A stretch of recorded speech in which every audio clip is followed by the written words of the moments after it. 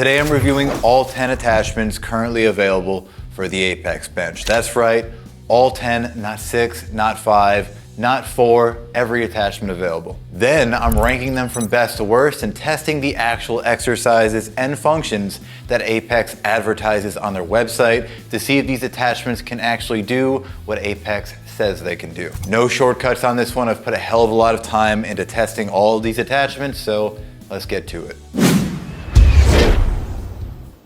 Hey guys, Chris here with Strength and Steel Reviews. I'm a father, a personal trainer, and clearly a home gym equipment reviewer. And today we are reviewing the Apex adjustable bench along with all 10 of their currently offered attachments. To me, this is the kind of review that I see missing right now. I saw a lot of reviewers rush to cover the Apex bench when it was initially released, but a lot of the early videos felt more like general overviews rather than in-depth reviews. And from what I've seen, most of them didn't cover all 10 attachments. So in this video, we're slowing things down and we're testing everything. I'll have affiliate links below for the Apex bench and every attachment featured in this review. I'll make sure they're all neat and organized for you. If you buy them through there, you support me and I say thank you. Oh, and if you like my videos and you're not subscribed, why don't you go ahead and subscribe? I'm working hard over here. Reward me with your undying loyalty. Okay, so for anyone who has spent any amount of time on this channel, you know I don't normally love having a bunch of large attachments sitting around in my garage. Actually, I kind of hate it. They all need to be stored somewhere, and finding places for them in my garage displeases me greatly. I also hate excessive setup time, but this review is not about what I would personally prefer. It's not about me. This review is for the home gym owner with limited space who's trying to squeeze the most utility out of one bench-based ecosystem. So the goal today is to be as fair and objective as possible. The ranking will still have some kind of subjectivity built into it because it's based on my experience, but at least you'll know exactly what I'm considering. So instead of pretending like this is some kind of perfectly scientific process, I'm going to be clear about what I'm looking for. I'm looking for setup time, stability, adjustability, storage, and whether each attachment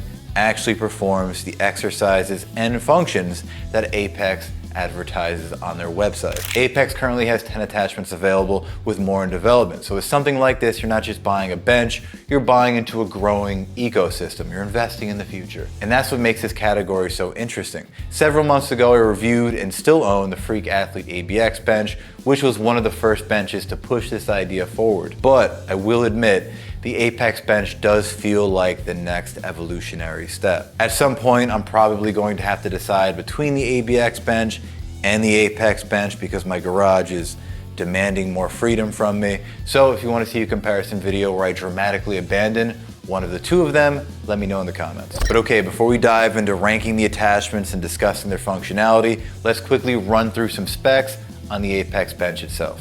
Right, and if you're already familiar with the basic specs of the Apex bench, feel free to use the timestamps below and jump straight into the first attachment. I don't know why you would, because then you're missing more of this, but yeah, you could, you can. Do whatever you want. Anyway, so this bench weighs 105 pounds with a felt weight of about 48 pounds when lifting it from the lovely knurled front handle, making it slightly heavier than the ABX bench. However, thanks to these built-in wheels and that fine knurled front handle, it does remain pretty easy to move around. I've never had difficulty with it. Now the Apex bench is a true FID bench, so you get flat, incline, and you get decline positions. The seat pad has 10 adjustment settings ranging from -20 degrees to 30 degrees, and the back pad has 17 different adjustment settings ranging from -10 degrees all the way up to 85 degrees. So yeah, there are a ton of settings, a ton of different adjustments. It's slightly overwhelming, but honestly, I'd rather have more adjustment options than less. So to me, this is definitely a good thing. The Apex also uses a ladder style adjustment system. Personally, I prefer a pop pin system, but the industry seems to be drifting away from that style of design, and I guess that's fine. Just give me a badass, versatile bench, and ultimately I will always be happy. And the bench height is 17 inches, so it's IPF compliant, which should help with leg drive if you want to use this as your primary pressing bench. It also has a 1-inch pad gap, and the bench is rated for up to 1,000 pounds. Build-wise, we're talking 11 gauge steel, a fully welded center frame, commercial grade foam, grippy vinyl, laser cut numbering, and these slick Batman black knurled adjustment knobs that are absolutely everywhere. Essentially any knob that can be knurled totally is, and they don't call them Batman Black. That was totally me. But I do love the knurled knobs. The attention to detail here is truly impressive. This bench is also available in 8 different finish options. The version that I have here is the stainless steel finish, which I love. It gives it more of that premium commercial style look. I like that look. And yes, it does store vertically, which matters for a bench like this because the whole point is to give you a lot of utility without taking over your entire gym.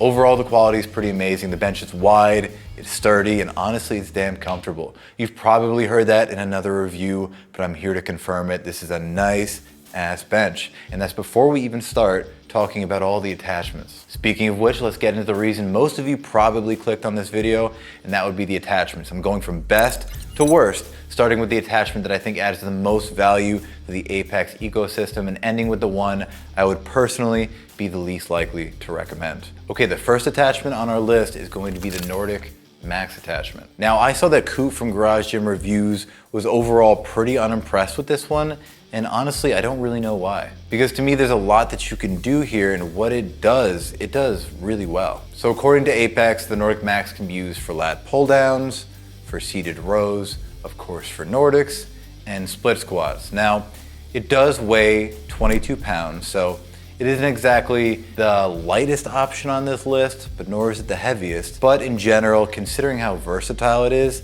I still think that's pretty reasonable. Now, along with the attachment, you're also going to receive a split seat pad to perform Nordics. Basically, this seat pad is going to replace your normal seat pad.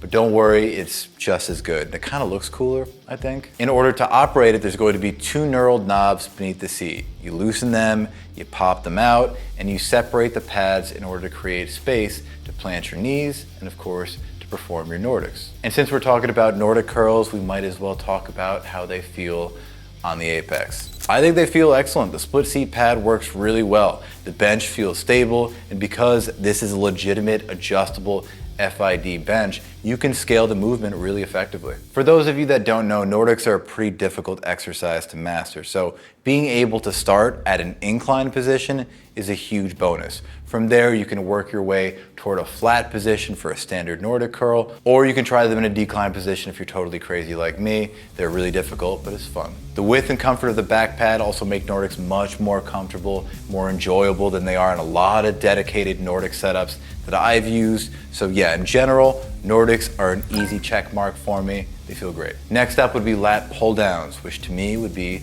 indeed another check mark. You can adjust the roller forward, back, or up and down, and because there are so many adjustment holes, finding the right position for most human beings is going to be really easy. The bench and the pad hold you firmly in place. The movement feels great, feels reliable, and here I'm getting a full range of motion on my 93-inch Rep Aries 2.0 with plenty of room to spare. Next would be seated rows. These are also fantastic. You can either flip the attachment without removing the roller, or you can remove the roller and place it on the ground. Both options work, and both options are easy. I would advise flipping it if you want to do a lower row, because otherwise the attachment could get in the way. The foot plate is the same foot plate that I obviously use for Nordics, and in this case, it is definitely sufficient. It is not massive, it's not perfectly flat, but for seated rows, it's more than enough. And because of the style of setup, you can row from a variety of positions on your upright, which is a nice improvement, in my case, over the seated row setup for my Rep Aries 2.0 where I'm fixed to the ground. You can go pretty low or you can go as high as you want. Having that option is super cool. And last would be split squats. At first, I was unsure about this one, but once you angle the seat downward and you bring the foot plate in, it works well. It certainly feels better than using the edge of a bench, which is what I've done for most of my life. Is it my favorite split squat setup in the entire world? No, but does it do what Apex says it does? And does it feel better than just the edge of my bench? Yes. And in general, I would say that's kind of the story with the Nordic Max.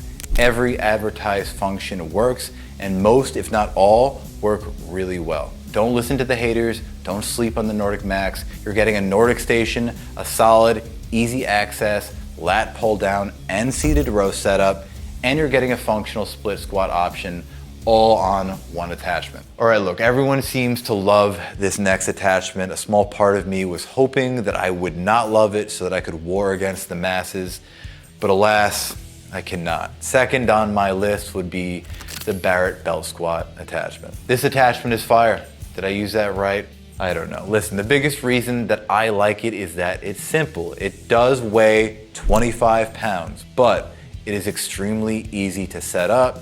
The handle is adjustable, and this kickstand that it has is genuinely useful and totally awesome. And listen, despite its weight, it does store better than you might expect it to because the kickstand and the weight peg both fold up, so the whole attachment becomes a lot more compact when you're done with it. Oh, and a quick note. So the squat belt is not included, so you'll need to use your own or buy one separately. The belt from Apex is pretty good, but maybe you already have your own or maybe you have a cheaper one in mind. That's your call. But yeah, with whatever belt that you end up buying, whatever belt you own, whatever belt you use, once you're set up, this belt squat is indeed killer. It's awesome. The primary movement, the actual belt squat, feels smooth and strangely natural. Getting into and out of position with the kickstand is so easy that it actually makes me want to squat, which is not something that I say lightly. Like everything else, the handle is knurled, the range of motion, fantastic. You can really get as deep in the hole as you would like.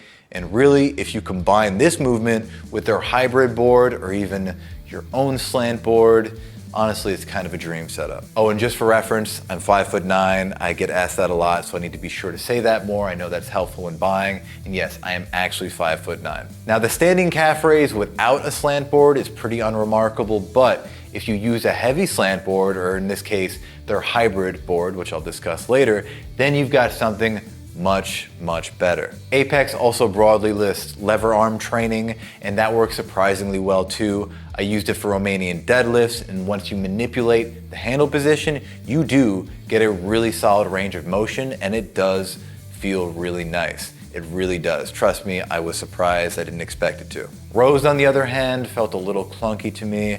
I don't think they would be my go-to in a pinch. They would probably work, but something about the handle width just felt a little off to me. Shrugs, on the other hand, felt pretty darn good. I don't know if I'd set up the belt squat just to do shrugs, but if I am already set up, I would definitely do them. This attachment can support up to 450 pounds, which Apex says works out to about 8 45-pound plates. I'm not doing that, sorry, not even for superb B-roll footage. Look elsewhere, I guess. That's what they say, and I believe them. It's a pretty simple system. Overall, this is one of the easiest attachments in the lineup to recommend, and I have to recommend it at the top of the list. It's simple, it's useful, it doesn't weigh a ton, and the primary movement feels excellent. The belt squat function alone would make this worth recommending, but the fact that it also works really well for RDLs and calf raises makes it all the more impressive. That's why the Barrett belt squat is number 2 on this list. Okay, number 3 is going to be the striker pad. Now the striker pad lands at number 3 for a few reasons. First,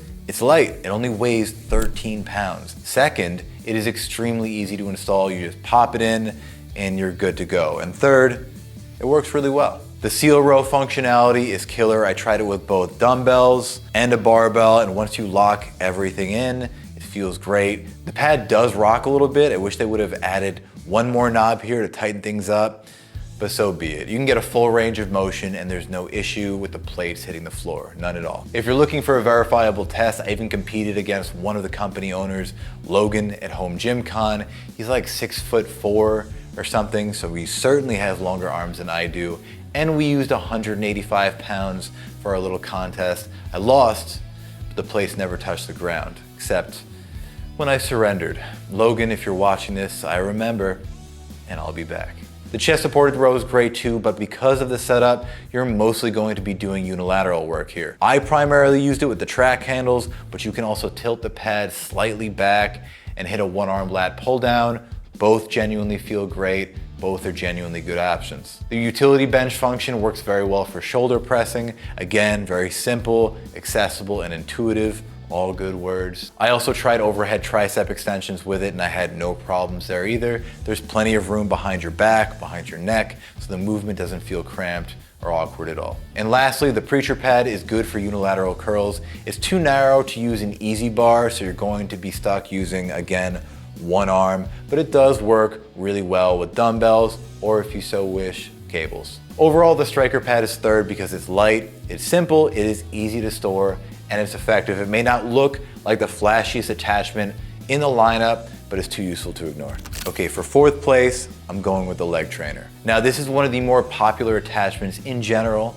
in the home gym space, so I'm not going to spend too much time explaining how it works, but to me, if you are considering an ecosystem bench, this is probably one of the attachments you should be considering. Functionally, it is not that different from what you'd find on something like the ABX bench or even Rep's much beefier alternative. You can do plate-loaded leg extensions and lying leg curls, and Apex also sells a cable system that lets you hook this thing up to a functional trainer. The cable setup is a little tedious. That's kind of always the case with these leg developer attachments, but if you do undergo the setup process, it does smoothen out the resistance curve dramatically. Oh, something that's novel and cool, the handles for the prone leg curl pop out from beneath the seat, and of course they're knurled like everything else, and that is a very nice touch. And generally, I'll say the range of motion on the leg extension is absolutely killer. It is a huge highlight for me. It's something I'm always looking for,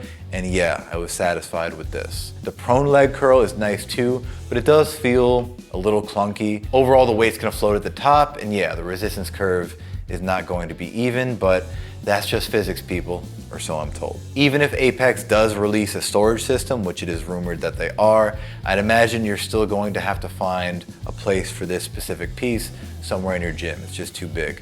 But nonetheless, I think it should have a home in your gym if you're indeed investing in this bench. That's why the leg trainer is number 4. Okay, for number 5, I'm going with the power tower. Now, in advance, if you already have a pull-up bar setup of any kind, you can probably just skip to the next attachment. But if you don't, I think this thing is pretty innovative and honestly, kind of awesome. Because with the power tower, you can get 6 different grip positions. The knurling on this bar is excellent. It is just right. It's not too aggressive, it's not too passive, and you can adjust the height of the actual pull-up bar to make it taller once you've installed it. Speaking of, setup is much easier than you might expect or fear. You put the bench into an inclined position, you drop the power tower into the port behind the back pad, and then you can just adjust the height from there. Here's some B-roll footage of me hanging from it. Again, I'm 5'9", and my feet are not touching the floor. If you're taller, you're probably gonna have to bend your knees a bit, but so it goes, people, bend those knees. Now, the downside here would be storage. You can disassemble it to make it smaller, and honestly, I do think that Apex did everything they could to shrink it down, but that's just kind of the nature of the beast with this kind of attachment. It's a bigger attachment. It also weighs 25 pounds, so it is one of the heavier attachments on this list. But again, considering what it is, I'm not sure how much more Apex could have done with it. Overall, it's stable, it's incredibly useful, and it is well built. If you don't have a rack or a pull-up bar setup and you're fully buying into the Apex ecosystem, the power tower makes a lot of sense. Okay, we've got 5 attachments down. From here on, please do keep in mind, these are still good attachments. We're just getting into the ones that are either less essential in my eyes, or harder to store, or easier to replace with something else. Okay, number 6 on this list was kind of a tough one. I feel like the Matrix machine attachment could be ranked higher, but personally, I just can't bring myself to do it. Why? Well, the first issue that I have with it would be its size. It weighs 35 pounds, and beyond the actual weight, it just feels big. It's a large attachment with several moving parts, several components, and a little more setup involved than a lot of the other attachments on this list. According to Apex, the Matrix attachment lets you do sissy squats, split squats, hip thrusts, and it even allows for a full-sized preacher curl option. And to be clear, some of the functions, if not all of them, are genuinely pretty good. I like the hip thrust, and I love the full-size preacher pad. Those are probably my 2 favorite movements to perform with this attachment. But here's my thought. I don't know if the size, the setup, and the storage required, or the price justify these 2 standout movements for me. For example, the split squat function does work well, but we've already seen that several of the other attachments allow you to do split squats. And personally, I just don't think that sissy squats are important enough or useful enough to carry this attachment to a higher position on this list. Maybe I'm wrong here, and if you love sissy squats and you think I'm underrating this, please let me know in the comments. But for me, there are just too many pieces here to manage. It's too bulky, too big. The foot plate is only for sissy squats. That needs to be stored. The leg rollers are also really just for sissy squats. Those need to be stored too. Then there's the stand used to hold the bar when you're using the preacher pad. It's just a lot. And that's really the issue. The Matrix machine does indeed do some cool things. I'm not saying it doesn't, but compared to the attachments above it, I just don't think it gives you the same balance of utility, simplicity, and, well, storage friendliness. So yeah, for me, on this list, the Matrix machine lands at 6. Okay, next on our list is going to be the ab trainer. And honestly, I think this thing is extremely well crafted and extremely effective for training your core. This might be the nicest decline sit-up attachment that I've personally ever used. The reason it's lower on this list has less to do with the attachment itself, its quality, and more to do with its limited functionality. But you can still do more with this decline sit-up attachment than you can with any other sit-up attachment that I've used. Now there's a primary handle here, and of course it's knurled like everything else. And that's the handle that's used to get into position for your decline sit-ups. But there is also a secondary handle at the back of the attachment that you can use for leg raises, and that's where this attachment becomes much more interesting. More on that in a minute. Now, obviously, I tried everything that Apex listed on their website. The primary movement is obviously the decline sit-up, and those are awesome. I did them with weight, and I did them without weight, and I also tested some rotational variations too. Apex also lists a cable-driven ab exercise. I'm here to tell you they may have just wanted a 4th image for that page of their website because you can do it, but setup is just such a pain in the butt. I don't think you're gonna end up doing it. In general, the best part about this attachment and what I think separates it from other decline sit-up attachments that I've encountered is that you can flip the attachment and you can use the longer knurled handle to perform leg raises or candlesticks. To me, from my perspective, that is one hell of an addition, man. I think it's super thoughtful. I really haven't seen anything quite like it. It adds a little bit of additional weight to this attachment, but for me, I think it's totally worthwhile. As far as sit-up attachments go, this is the best I've encountered in my illustrious career as a home gym equipment reviewer. So gaze in endless wonder, people. It's a winner. Overall, the ab trainer is not the most essential attachment for everyone, but it is extremely well built. It's more versatile than it initially appears, and legitimately, it is excellent at doing what it's designed to do. Okay, next up would be the dip attachment. Is it good? Yes, it's a great dip attachment for anyone that's used it. It most certainly is. I really only have 2 complaints. First, it's pretty heavy for a dip attachment, and second, this pad appears to be designed so you can also do leg raises. I tried them, and yeah, it does work. I'm just not sure it's a function that you can progress with consistently. Personally, I think I would find myself mostly using this for dips. I think I would find you doing the same. The leg raise function, though plausible, I don't think it's comfortable enough to commit to regularly, at least in my humble opinion. That said, the knurling on this attachment is great, and once it's installed, it feels rock solid, it feels steady, it feels dependable. It's a great dip attachment. And if you can't tell, this is where the list starts getting kind of difficult because Apex did a great job at developing and designing all these attachments. Just because this is lower on my ranking doesn't mean that it's bad. They're all good, frustratingly good, but some are more essential than others, and I think this one is ultimately a little less essential than the others. Okay, coming in at number 9 is the hybrid board, which is essentially a heavy-duty slant board combined with a tibialis trainer. Now, this thing is extremely sturdy and well-crafted, but it is also so damn heavy. At 35 pounds, it's difficult to move and it's difficult to store, especially considering that you can replace most of its functionality with a lighter, cheaper slant board or just a pair of squat wedges. That said, the additional weight does make it excellent for weighted calf raises. Most slant boards slide or tip during this movement, but obviously the hybrid board stays firmly planted. It also has a removable center cutout for the Barrett belt squat attachment, which I do think is a really thoughtful feature that works really well here. In general, I found the tibialis trainer to be less impressive. I tried it seated and I tried it standing, and training one leg at a time while standing ultimately felt best to me, but if I'm being honest, none of the variations truly felt fantastic. Overall, the hybrid board is stable, effective, it's built like a tank, but it's a bit large, a bit heavy, and I do think it's replaceable. If you really value the tibialis function and you plan to pair it with the Barrett belt squat, it is worth considering.